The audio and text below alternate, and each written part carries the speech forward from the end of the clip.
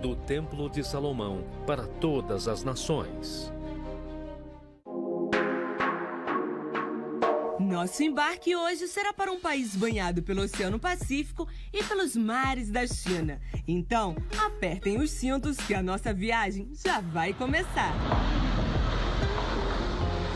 Mas antes, eu tenho uma pergunta para vocês aí no estúdio e para os nossos telespectadores.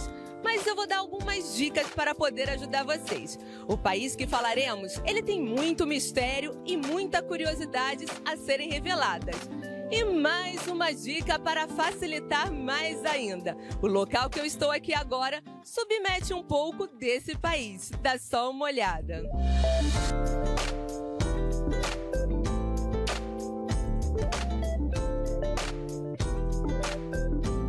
Será que o palpite de vocês está certo? Vamos lá! Conhecido como Ilha Formosa, localizado na Ásia Ocidental. Sua extensão é de 36 mil quilômetros quadrados. Estamos falando de Taiwan. Um país com muitas histórias a serem desvendadas. O país possui um governo democrático, tem um peso grande por participar do comércio mundial. A educação é um dos grandes investimentos no país e o padrão de vida por lá é considerado alto. Podemos até mesmo compará-lo a um país desenvolvido, sendo que no início a história não era bem assim.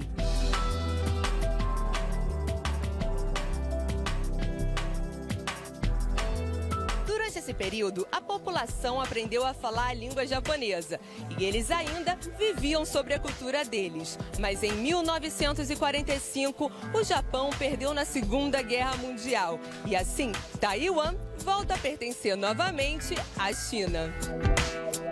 O país era dominado pela China durante muito tempo. Em 1600, quando os portugueses ocuparam o país, por se encantarem com a beleza oferecida pela ilha, nomearam como Ilha Formosa. Taiwan já pertenceu à Holanda, à Espanha e depois voltou a ser uma província da China. No ano de 1895, foi entregue como recompensa de indenização ao Japão. Isso porque o Japão venceu a guerra entre a Holanda e a Espanha. A população no país está por cerca de 23 milhões de habitantes. Taipei é a capital do país e ela é conhecida pelos mercados noturnos muito movimentados. São cerca de 300 em quase todas as cidades. A arte imperial chinesa no Museu do Palácio Nacional e o Taipei 101 ganham destaques em Taiwan.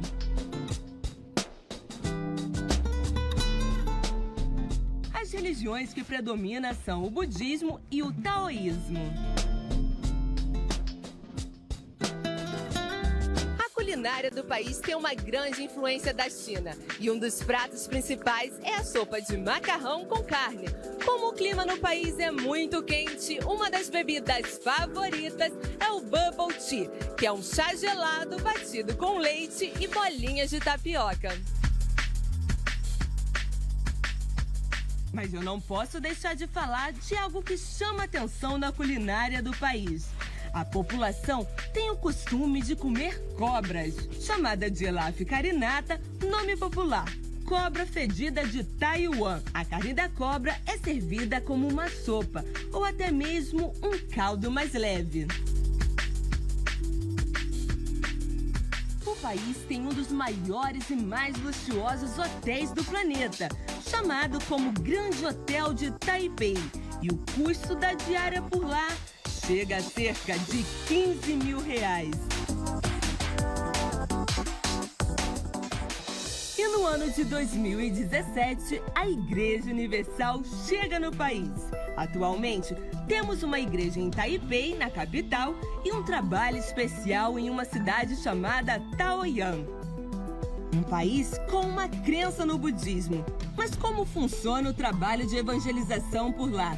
Agora vamos direto para os estúdios no Templo de Salomão desvendar essa dúvida e outras curiosidades.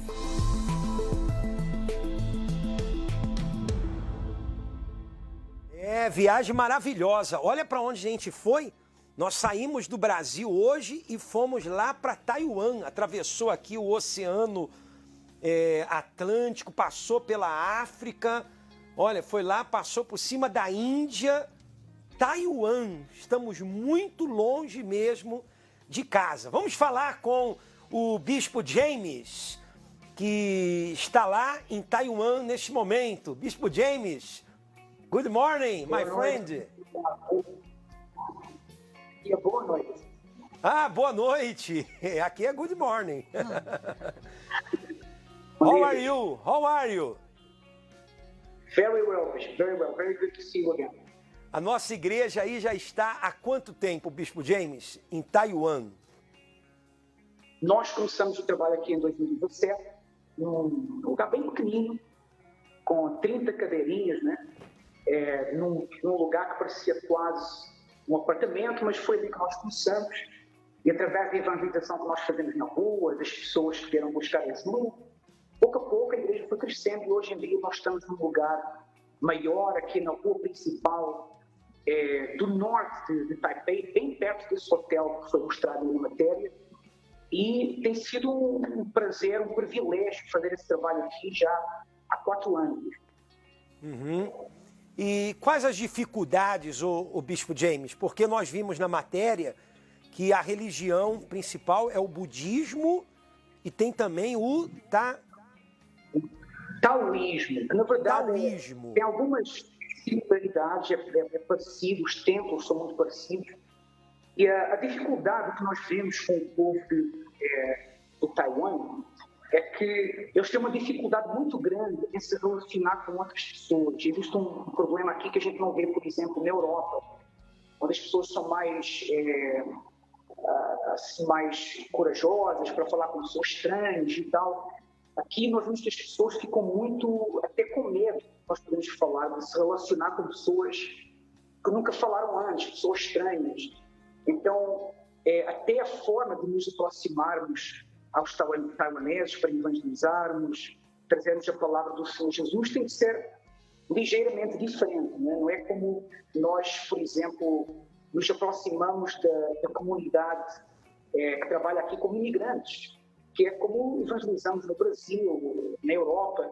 Mas os taiwaneses requerem um pouco mais de tacto, porque eles têm esse medo de até se relacionar com pessoas estranhas. Mas são pessoas que estão sedentas por soluções, por felicidade, porque existe um índice muito alto, inclusive na Ásia inteira, de suicídio, por exemplo.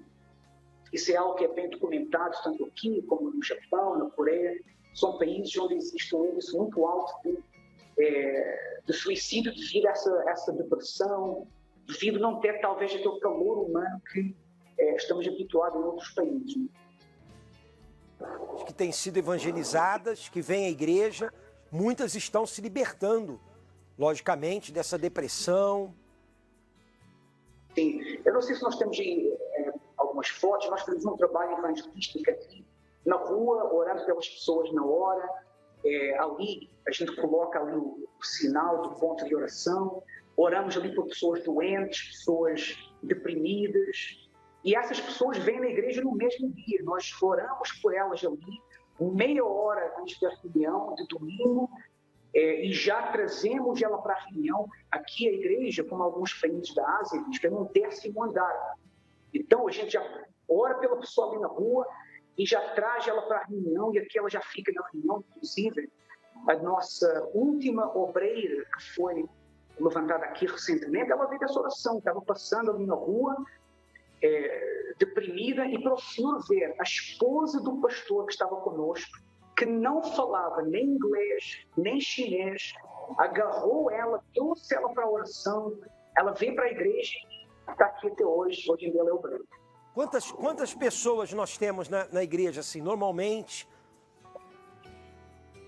Nós temos aqui em Taipei uma média de talvez 80 pessoas, mas não na reunião a todo o tempo. Nós temos por volta de 40, 50 pessoas, mas existe uma rotatividade grande, porque aqui existe um problema com os imigrantes, que eles não têm muitos direitos, então eles nem folga têm direito. Então é uma guerra para muitas pessoas que querem vir na igreja, poderem vir na igreja, mas mesmo assim elas vêm com sua liberdade, e nós temos, graças a Deus, pessoas que estão recebendo o Espírito Santo, estão sendo libertas, e, como eu falei, é um prazer nós fazermos a obra de Deus aqui em Belém.